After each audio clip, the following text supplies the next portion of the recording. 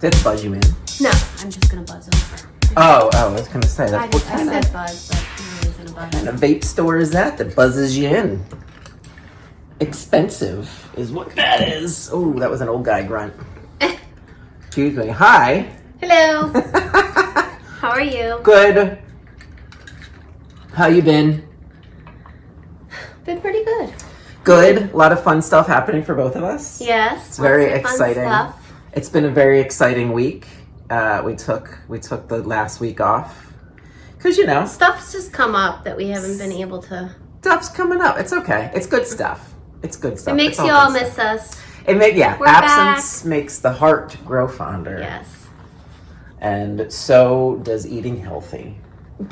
That I'm not been That's- doing I that at all. cannot- yeah. Hi, Coca-Cola. No, yeah, I've been drinking. I'm on it.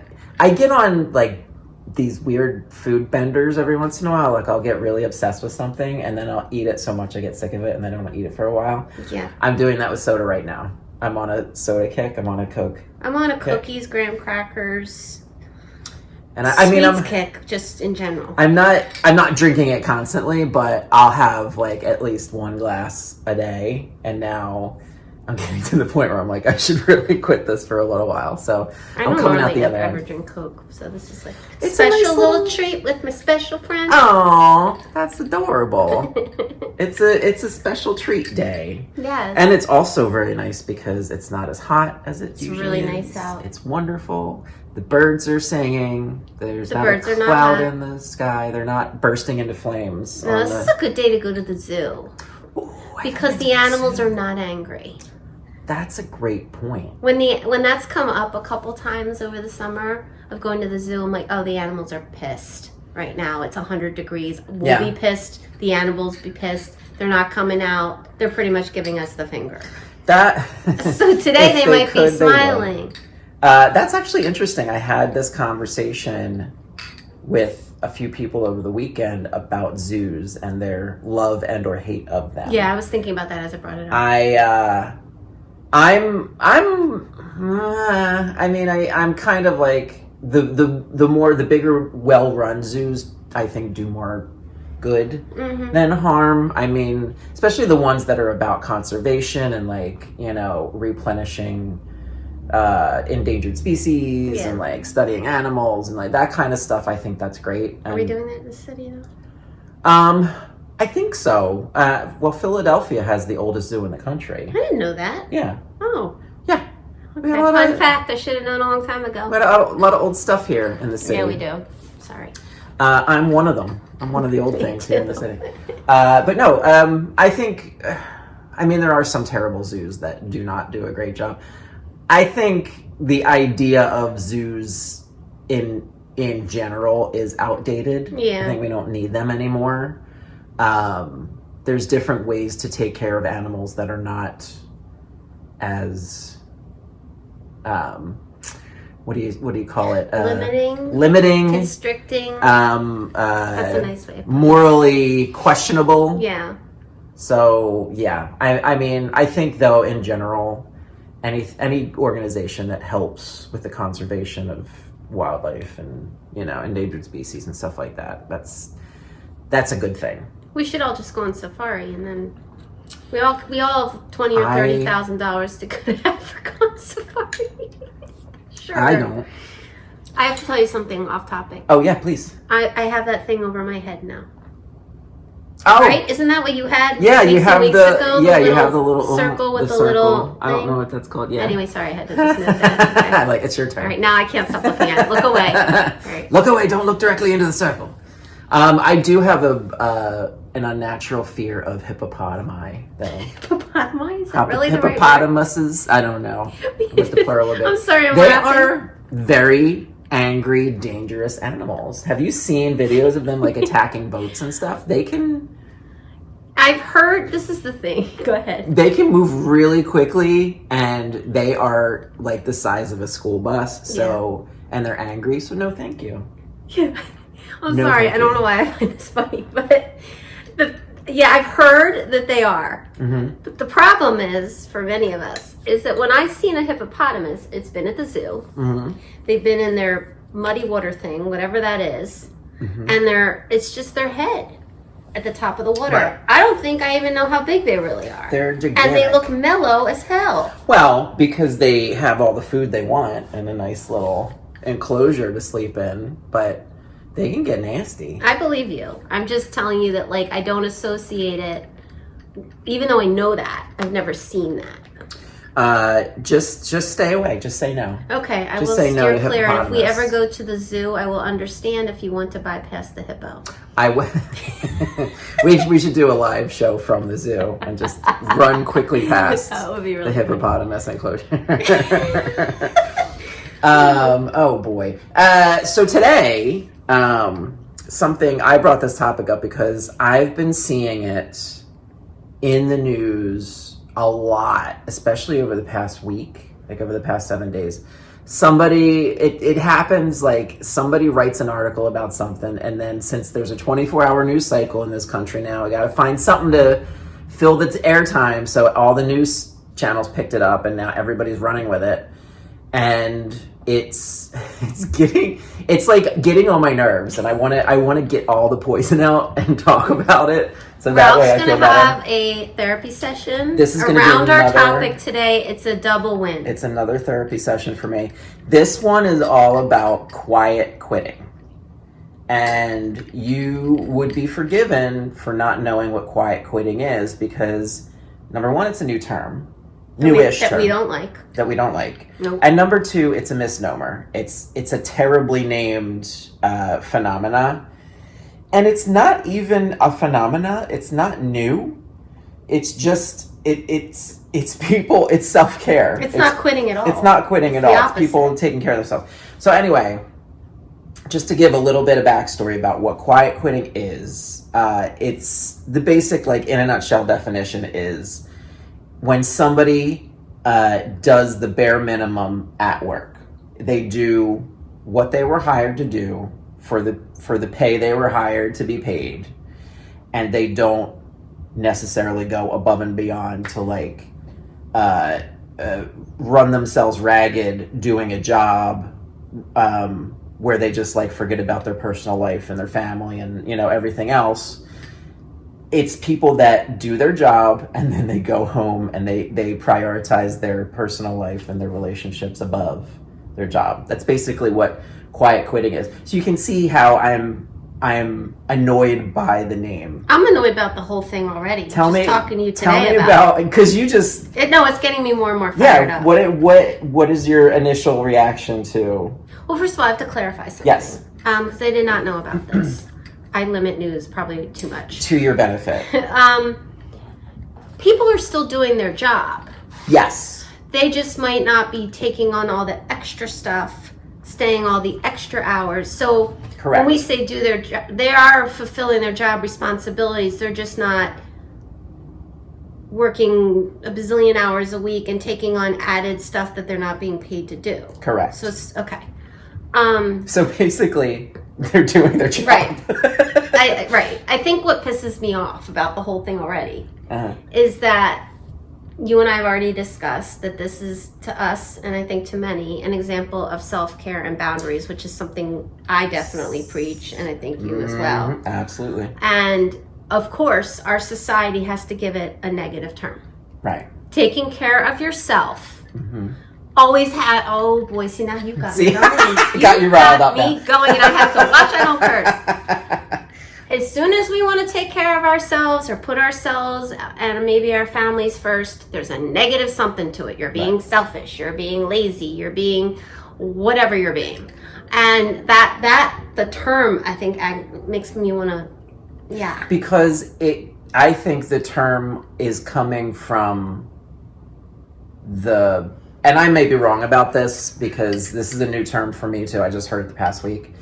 But I think the term sounds like it's coming from the corporate business side of it and not the employee side of it. Right, absolutely. Because, of course, if you're running a business and your business model is dependent on your team members doing extra work, staying longer hours, going above and beyond what they were contracted to do for you, and going above their pay grade to do stuff, sometimes doing the work of 2 or 3 people, You, of course, would see that as quitting if somebody was like, no, I'm just going to do what I was contracted to do. So, of course, if you're a business, you would be pissed about this and, want to put a negative spin on it. But like you said, it's not a phenomena. It's not new. It's people waking up, and it has to do with, you mentioned, I think, right before we started recording, it has to do, I think, a lot with the pandemic. Absolutely. Kickstarting this idea of, wow, I can work from home. I can get my work done. I don't need somebody watching me over my shoulder 24 hours a day. I can, have a work-life balance that works for me. I can do all these things that make me happy and centered and, take care of myself. And so now that everybody's kind of going back into work, or like everything's kind of returning to some semblance of what it was before, which I don't think is completely possible, they are carrying with them that idea of, no, I'm not going to do all this extra stuff because look, I showed you that I can do all this stuff and still have a balance and like live my life and see my family and pet my dog and go on vacation. I'm not going to do all this extra work. Yeah. And I think I had a thought. I think it went away for a minute. Were the train, we missed the train again? Yeah. This is early. No, it's all We're the only time. 11 minutes it's all in. The time. It already happened a couple times today. No, but what I was thinking is it's not just that. Oh God, what? Come on, come back. We are recording now. It's that people are like, oh, hey, there's my kid. Look what they're doing. Oh, hey, I'm playing basketball. It's like the values are shifting for people slowly, but I think more significantly than maybe we noticed is that, I think of like silly examples of celebrities even talking about it, that were forced to go home just because I watch daytime television, don't judge me. But just like when it was all happening and they'd be like, I haven't stopped and been home this long, and this relates to anyone. I don't know why I'm bringing this part, but like, I haven't stopped. I haven't spent this much time. And as much as that was challenging for families, of course, being maybe too much time, at the same time, I think parents realized stuff they were missing. Yeah. They realized they were happier for some people to be able to be at home more and realize they could get their job done in a shorter amount of time. And I just think what's important has shifted. And I think that, the companies aren't going to like that. And when you start, I say this to my clients all the time, if you go in and you set an expectation that you're going to work way more hours than you are hired to work, and you're going to take on extra work and never say no, then that's what everyone around you is going to expect you to do. And if you work within a culture where that's been the case, and now you say, hey, no, I'm not doing that anymore, people, that's where we probably got this negative term, and people don't like it because now they have to evaluate their entire structure, their workforce, their blah blah blah, and they may have to end up paying more. That's the big thing. And I think this ties into a lot of the unionization that's going on too, like with Amazon and with Starbucks. That's true. People are starting to unionize because they realize the workers have been taken advantage of for a long time. And I think the past couple of years have ignited something that kind of went to sleep for a while in the workforce, because unions used to be a huge thing, but they have union people belonging to unions has gone way down. Union membership has gone way down, but now it's starting to resurge again because people realize they're necessary. Because if you don't have that, collective bargaining, these companies are going to work you harder. They're going to hire less people and have everybody do twice the work for the same pay. And I'm glad to see that people are starting to say, no, I'm not going to do that. It's ridiculous that the companies have gotten used to it. At this point of saying, we're going to hire you for X amount of dollars a year and you're going to do, this is your job responsibilities. And then you start and then they're like, oh, by the way, we're going to, give this to you. Other assigned responsibilities. It's always in the job description. Right. Yep. At the very bottom in tiny print. Oh, yeah. Oh, my God. And if I've been listening to stuff about like when people are looking for jobs. One of the biggest things is like we're like a family here. Oh, this job is like family. We're all family here. We have so much fun. We work late. We work on the weekends, and like, because we're a family, we have fun. Run the other way if you see a job description like that. That is not the truth. That is them saying, we're going to pay you X amount of dollars, but you're going to work a lot more, and you're going to be in here a lot, and you're going to work overtime, and you're not going to be compensated for any of that extra energy. Run the other way. Yep. Right? Yeah. I mean, the good side to this, as I calm down a little bit from the initial few minutes of our recording. You need to take a break. You need to walk around outside for a minute. No, I think the good thing is that this is a thing. Like, I love that this is a thing. Like, that is so encouraging for what I believe in and what I talk to my clients and try to help them do all the time. And I've seen it. I'm thinking of a client right now. I've seen what can happen to a person when they get out of an ugly work environment and into a wonderful one and have that balance. I have seen the transformation in people, and it can be very significant. And, you know, people have often, like we've talked about in other episodes, equated it to being selfish, I'm being lazy, oh, I'm going to get fired, and to know that there actually is a term, because that many people are saying, no. Yeah. No, that's not true. I know, because whatever. It's like one good, there's always something good that comes out of something bad. And maybe this is one good thing that's come out of COVID, is on so many levels recognizing life is short for those of you who have lost people, or you've almost lost people have gotten very sick. You know, missing out, all the FOMO. It wasn't really FOMO because there was nothing going on when we were outside, but just Mo. Just missing out. We're all just Mo. But like, think about all the things that people couldn't do. The basics of just seeing your family, right? But we couldn't gather. We couldn't go to a graduation. We couldn't visit a sick one in the hospital. Like, we couldn't do all of these things. And when that was all taken from us, it really...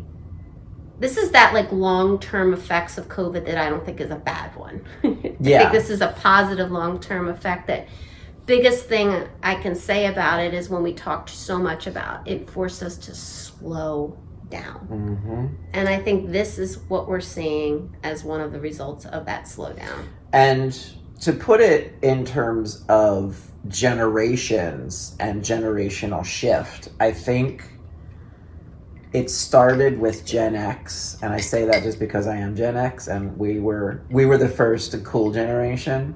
I think it started with Gen X, where we started to reevaluate and question the setup of, you know, you find a job, you get a career, you find a job, you find a company that you want to work for, you put your blood, sweat, and tears into it, you climb up the ladder.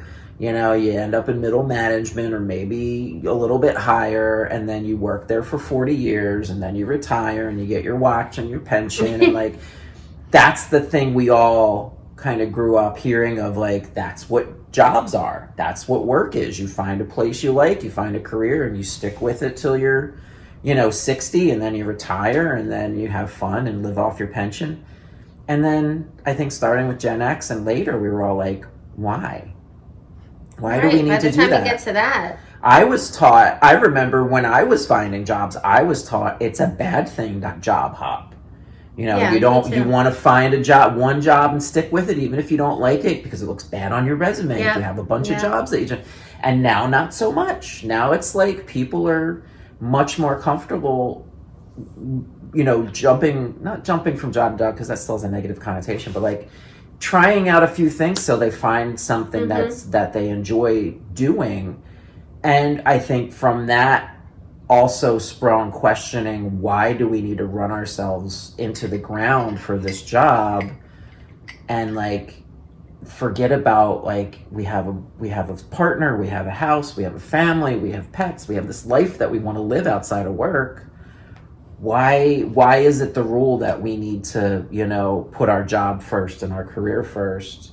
Why? And I think now all of that questioning that these younger generations have been doing is finally starting to come to fruition, and it's I think this quiet quitting bull is starting to be like a pushback by the companies saying, oh, you're really just quitting if you're not going above and beyond. You might as well just quit and find another job. No. I should have my brother-in-law sitting here with us right now. He's like a prime example, not exactly of quiet quitting, but loud quitting, I guess. Like he just stopped. Boisterous quitting. Yeah, he resigned from what he had been doing and is now doing his own thing. I don't want to tell too much of his personal business, but he's doing his own stuff. And let me tell you what, I've never seen him so happy in the 25 years I've known him. Yeah. He is traveling.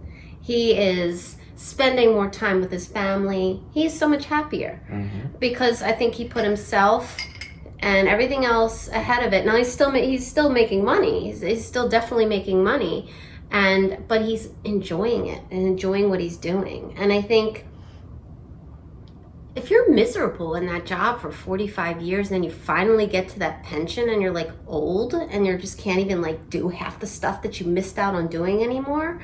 And then if you do that, you don't even know, and this happens to so many of our parents, like if all they did was work, because that was very much just like their generation, you go to work, you provide for the family, and some people spent more time than others at work, but a lot of the men stereotypically, at least in a two-parent home, would be at work all the time. And then they get to that place where they're forced to retire or whatever, or that pension or whatever they've been working for, and then they're like, I don't know what the hell to do with myself. Because it was the family and work, and there was like no room for them for doing their own things, no room for other interests. And then when it's gone, they don't even have any of that. Like, not everyone, I'm not trying to generalize, but for a lot of people that happens. Yeah. And then they don't even know. And so why do we wait that long? Why would we stay in a situation today anyway where you're seeing all this stuff fly by you and you're missing it? And I think there's an aspect to this of the workforce, the individual worker finally embracing how much power they really have. Yes. There's a lot, we bring a lot of value as an employee to the business. I mean, think about it. If the business didn't have employees, you wouldn't have business, right? You need people to work there. And the more people that are in the workforce saying, no, my time is valuable, my energy, all the energy I'm putting into this position has value. And if you want me to put more of my time and energy into this, you need to compensate me for it, because that's more than I contracted for. So I am not going to do that. And if you're out there struggling with something like this, you're at a job where they're asking you to do a whole bunch of stuff that isn't in your job description, and they're not compensating you for it, and you're like, I'm just going to do the bare minimum. That's okay. That's you saying, I'm going to take care of myself and not run myself into the ground for a company that doesn't appreciate my time and effort and compensate me for it. So that's what aggravates me the most about this quiet quitting thing. You're not quitting. It's this weird, it's a deflection. The way they named it, it's smart. It's brilliant the way they named it. But that name is you're doing something the wrong. Polar opposite of what, right. They make it sound like you're doing something wrong, and you're not. It's self-care. You're setting up a healthy boundary, and you're saying to your company, I am doing the work I was contracted to do at the pay rate I was contracted to be paid at. If you want me to do more, we can sit down and discuss what that would look like. It's not quitting. It's being smart. There's just so many layers to I'm sorry, I'm still like processing this because I was not in the know, and now I am, and I'm like, ridiculous. I feel happy about it, but yet I feel angry about it with like the name and just what it says, because there's so many soapboxes I get on around self-care and selfish versus selfless, which we've talked about that. That's what the show's all about. Yeah, it's just like, the second somebody wants to do something that's good for themselves, somebody has to label it something bad. Right. The second something doesn't have a monetary value or a concrete way to assess its value, it's not valuable. And that drives me bananas. Yeah. It does. It really drives me bananas, and I think it's so ingrained. That's what it is. You hit the nail on the head. We're so used to it. It's ingrained in the fabric of at least this country. Again, I can't speak for any other countries in the world, but America, it's ingrained in the fabric of this country, like this capitalistic bull of, you know, you gotta run yourself into the ground at your job. It's gotta take over your life, and you know, you gotta eat, sleep, and breathe this job and go above and beyond. So one day, hopefully, management will recognize all this hard work you're doing and throw you an extra couple bucks. You know, it's like nails on a chalkboard for me when I think about it. Like, there's other countries that do it differently. People are happier because they realize if your workforce is happy and they have a balance in their life, they are just naturally going to want to put more effort into their job because they enjoy it. It fits into their life. It's something they enjoy doing. It's like, and it's like stuff I've talked about before of like job career calling, you know? It's okay if you have a job that pays your bills and that's the only reason you have it. That's okay. If your priorities are, I want to live my life and do fun stuff and hang out with my family and my friends and everything, and this job just pays my bills, great. That's totally valid. Do that. And if they're making you work harder and you feel like you need to be compensated more, speak up and say that. You know? Yeah. It's a lot. I know. It's a lot of layers. It's a job onion. It's a career onion we're biting into today. Yeah. Oh, I was gonna say siesta. My head went Siesta. to the siesta, and they value that time, that break. Yeah. And it's a cultural thing. Everybody takes a rest. Takes a rest in the middle of the day. No one questions it. Oh, I know what I was gonna say too. Was like the other thing is that the mentality around work, right? Of work. Don't worry about if you've eaten or how much sleep you had or whatever. Just work as hard as possible. It then leaks into home. That's what I see all the time. So then what's happening now, and I don't think it's just what I'm seeing, is it's people sometimes having trouble slowing down and relaxing within their own home that feel, so they go to work, they bust their behind, and then they come home and some people just have so much on their plate at home that they have to, but then there's other people that put pressure on themselves, and even those that have have-tos put more have-tos than they have to on their list. It's a lot of have-tos. Yeah, it's a lot of have-tos. So then it's like, if I don't check this many things off my to-do list, or I don't finish and fold all this laundry before bed, then I'm not being productive. Then I'm being lazy.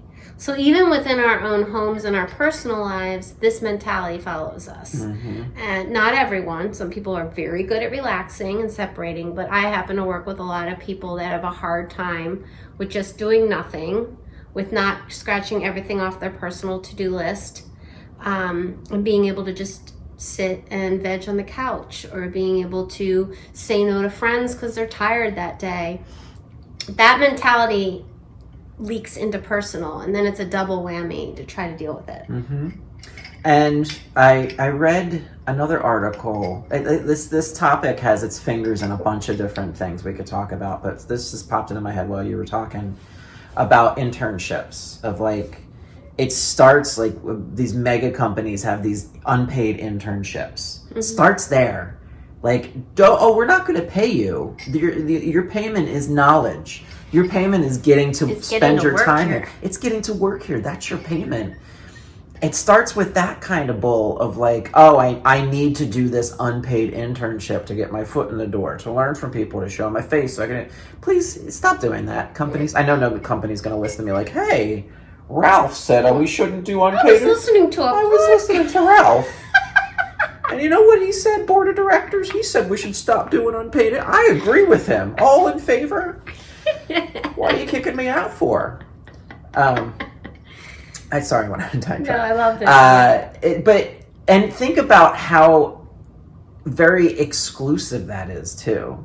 Because if you're not a white guy, unpaid internships are bull, because they're not going to ask you back. They're not going to, like, it's who you know. It's like how connected you are in the industry and the company. And, oh, my dad knows these people's dads, and we're going to, like, so it's even then, just like on a gender, race kind of level, it's all bull to begin with. So, and then it just goes from there of like, you should be appreciative that you have this job, you know? And then it goes to like, oh, if all you do is work at McDonald's or CVS for the rest of your life, where's your initiative? Where's your drive? Where, you know, why don't you want to make something out of yourself? Knock that noise off immediately as well. Because compared to who? What are you talking about? Whose drive to do what where? Because that may be what you want to do, and that may be your outlook on what jobs and careers are. But that person working at McDonald's or CVS may be very happy. Yeah. They're making money. Especially at McDonald's, you're eating some delicious food. You know, it's like, I have not had McDonald's. I want to eat McDonald's so bad. Yeah, I haven't had it in years. Dan needs to remind me. We haven't eaten fast food for literally over a decade, and if we ate it now, we would probably be very sick because we haven't. I was just gonna say, should we designate a day? But then I'm like, we'd have to like eat and then all go home to the bathroom. Right, just sit in the bathroom and eat a Big Mac. No offense to McDonald's. But if your body's not used to it. If your body's not used to it, it definitely is a shock. But it is delicious. My jam was like the regular hamburger from McDonald's, a small fry, and a small Coke. I'm with you, except the fry, I go as big as it goes. The bigger, the super size it, whatever the hell they do to it. I just say, give me the biggest fry you have. Because I don't know the lingo. If I went in there right now, I wouldn't know what to do. They'd be like, okay, you go up and they're like, what number do you want? And I'd be like, I just want a cheeseburger. Like, I wouldn't even know how to. It happened to me the last time. Because once in a while I would go in and I like the cheeseburger with the biggest fry and then maybe a soda, whatever. And I go in there and there's like a million options and things I never even heard of are on there. And I was like, I don't even know how to do this anymore. Yeah, it can be very confusing. Unless you go in all the time and then you know. Unless you go in all the time and right, exactly. But anyway, we got off on a tangent because it's a delicious tangent. Yeah. But if that's your jam, like. If I could make it work, I would love to go back and work in retail. I had so much fun working. I worked at Urban Outfitters for a while. I loved it. I worked at a movie theater for 4 years. I loved it. It was like, we had so much fun. It was a fun job. We got to do fun things. And like, yeah, the pay wasn't great, but it was like I was paying my bills and I was having fun. I was like, sure, if I could make that work again, I'd absolutely do that again. So it's like, I've never been that person who wants to work for a Fortune 500 company and like become the CEO and like that's somebody else's dream. Yeah, that's not mine. No. Yeah, I mean, I've always had very interesting jobs that are not kind of like, they're not going to lead to me owning a yacht. Yeah, we're not exactly in businesses that are high paying, either one of us. But and that's why I bring it up. It's like, if it speaks to you and you're doing something that it's like, hey, this is paying the bills, I don't hate it, it's fine, I get to go home and do fun stuff, like, that's great. If somebody says, oh, where's your initiative, where's your drive, where's your drive? Like, who compared to who? Whose drive? What are you talking about? Like, let me alone. Let me do my stuff. I could go off, so I'll be quiet. No, I will go off topic where I just can't. I can't stand people that judge other people for their careers and think they're better than them. But I can get very heated.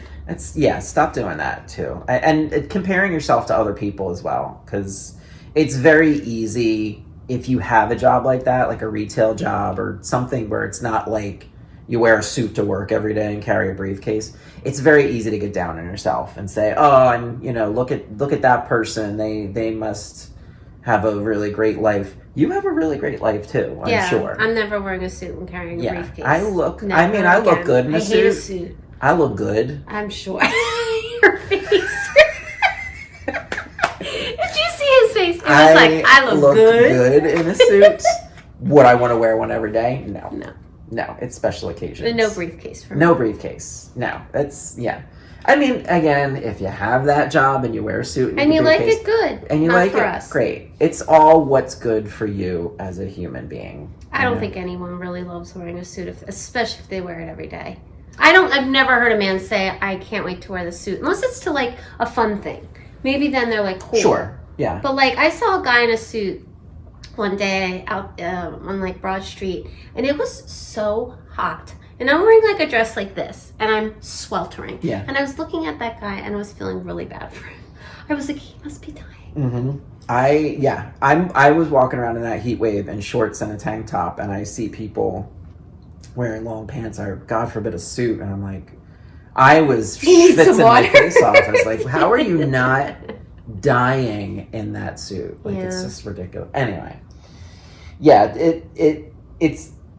I think quiet quitting should really be called self-care and healthy boundaries. I know it's a little longer, but that's what it really is. It's acknowledging, like, this is my pay rate, this is what I was hired to do, and that's what I'm going to do.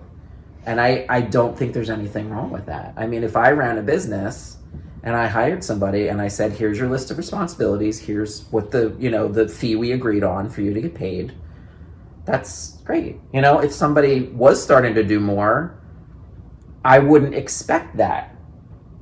I would say, oh, you're doing a lot of extra stuff. I think that would be my first thing. That would be me too. We both would be like that. You're doing a lot of extra stuff. Well, you don't have to do that, you know? But I wouldn't be the kind of person that, like, squeezes every last drop of energy and value out of an employee and, like, leave a desiccated husk behind, I just thought of something. I think that the people that named this quiet quitting, not only is it terrible, but they did it on purpose, because think about how hard it is to say quiet quitting. Like, if you try to say it fast, it's actually kind of hard to say. Yeah. And I think, I'm going on a funny tangent, but I'm like, yeah, right? I'm like, maybe that's why they named it that, because it's hard to say, so don't do it. Toy boat. Red leather, yellow leather. Yeah, it's a tongue twister. I don't know. We're having fun on a very controversial topic today. It's so dumb. Stop. That's what we're going to title this? Quiet quitting. It's so dumb. It's so dumb. That's what we're going to name this one. The dumb topic of quiet quitting. I know we say it all the time, but I would really love whoever is listening, please write. This is a new thing to me, and I think to a lot of people. This is something I'd love to us. All topics I've loved for us to continue. But this sounds like something that, since it's particularly newish, for people to, like, tell us your thoughts. Tell us if you think we're two idiots saying dumb stuff. We don't care. Like, that was going to be our original name for the show. Two idiots saying two idiots in a show. Who gave these two idiots a show? Right. But no, I know we say it all the time. I'm saying it again. And if you don't want to email us at heyletmeaskyousomething@gmail.com, we're on Facebook. Send us a message, whatever. Because this is, I don't know. I just have a feeling people could have a strong we could do another show about reaction to this. But we welcome it, as we say most times or lots of times. Please, please, please, don't keep your mouth shut. Right. Speak up. Let us know. I think at the end of the day, I think what I'd love everybody to walk away from this what I would like people to walk away from this with is, man, English is terrible. It's a bad language. Believe in yourself and stick up for yourself, advocate for yourself, and, advocate for what you're worth. Your time and energy is worth something, and you need to be compensated fully for the energy and time you put into work, no matter what that work is. And if your job or your manager is, like, constantly asking you to come in late, asking you to cover other people's shifts, asking you to, like, oh, you gotta, or if you want to take time off to do something, oh, you gotta cover your shift, or you gotta find somebody, that's their responsibility, not yours. Like, know what your responsibility is as an employee. And one of them is definitely not covering your shit. Like, if you've taken time off for something, you deserve time off to live your life. They need to cover it, not you. Sorry, I got up on a soapbox. No, but I was just going to say, no one's going to do it for you, which I've said before. Right. You gotta. Once in a while, you have a good gem, like when Ralph was saying if he was running a company, saw someone running themselves ragged, that he and I, because of just our nature, not that we're better than anyone else, we would be like, oh, are you okay? Yeah. But most people won't, and if you don't speak up for yourself, nothing's going to happen. Yeah. The companies are not going to go above and beyond for you. Oh, that's a great thing. Companies are not going to go above and beyond for Not you. most, So some do. why do you go above and beyond for the right? Like, yeah, some do. I can't generalize. Some companies are really good about that. They do take care of their employees. But if you're at a place that doesn't, and just in general, like, again, like you said, advocate for yourself, because nobody is going to step in and do that for you. I don't know. I blew myself out early. I tired myself out. Ralph, do you feel better? With all this, I do feel a lot better. Got it all out of my system. I feel better, and I'm glad I know this. I'm going to keep an eye on this piece. Yeah, I'm gonna keep an eye out too, and if it comes up where we can have somebody on next episode. Thank you. That's what I'm here for. Thank you. My brain was holding on to that one. If I can find someone who can talk more about this, we'll have them on next week, and we can end this season. That's right. Next show is the last one. We're on I'm vacation not going anywhere. Nope. Taking care of ourselves and setting boundaries. Yes. Cool. So thanks, everyone. As always, like Kristin said, you can always find us on email. Send us an email. Hey, let me ask you something. All one word at gmail.com. We're on Facebook. We're on Instagram. I'm on TikTok, so you can look for me there. You have your website. I'll put all this stuff up in the show notes, so you can find us. Yes. Cool. Yeah. That's nice it. work. Thank you. Nice work. I love it. I love it. Everybody have a good weekend, and we'll see you next time. Bye. Bye.